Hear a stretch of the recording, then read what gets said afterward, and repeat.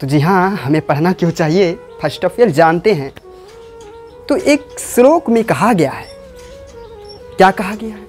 कहा गया है कि रूप यौवन संपन्नः विशाल कुल संभव विद्याहीना न शोभन्ते निर्गंधर इव किंसुका।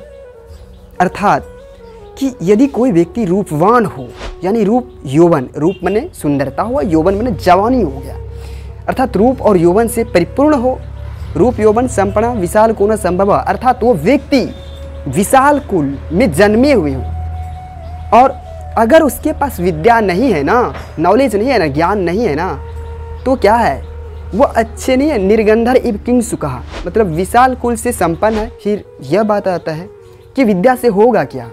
कहा जाता है कि विद्या ददाति विनयम, अर्थात आपका विद्या से, आपको विद्या से विनय आएगा। विद्या की रक्षा किस तरह से हो सकता है? तो देखिए, जिस तरह से एक श्लोक आता है कि सत्येन रक्षते धर्मो, किसी भी धर्म की रक्षा सत्य से होती है, किसी भी धर्म की रक्षा सत्य से जिस प्रकार होती है, अर्थात कोई भी धर्म है, दुनिया में कोई भी धर्म है, उस धर्म में अगर सत्य नहीं है ना, तो वह धर्म बेकार है।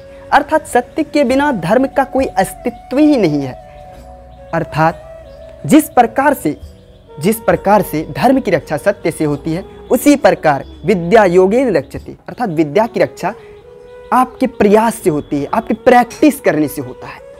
और कहा जाता है कि मिर्ज्या रक्षते रूपम, मिर्ज्या अर्थात स्नान आदि से, अर्थात आप अपने शरीर में उबटन लगाते, उबटन कहे तो तेल फूल लगाते हैं ना, उससे आपका रूप की रक्षा होती है। और कहा था वृत्तेन रक्षते कुलम रक्षते वृत्तिन, अर्थात कुलम रक्षते वृत्तिन। तो इस तरह से हो गया क्या कि सत्येन रक्षते धर्मो विद्या योगेन रक्षते मृज्या रक्षते रूपम कुलम वृत्तेन रक्षते। कि आप अगर स्टूडेंट हैं, आपके पास क्या नहीं होना चाहिए, आपका सबसे बड़ा दुश्मन कौन है? तो श्लोक में कहा गया है कि अलस्यानाम ही मनुष्यानाम शरीरे अस्थितो महान रिपो, अर्थात मनुष्यों के शरीर में ही उपस्थित है उसका सबसे बड़ा शत्रु जो आलस्य है। अर्थात मनुष्य को आलस कदाचित ही ना करना चाहिए। आलस क्योंकि उसका शत्रु है। यह मत सोचे कि आपका शत्रु इस समाज में कहीं और है, क्योंकि आप आलसी बनेंगे तो समाज आपको धुतकार देगा।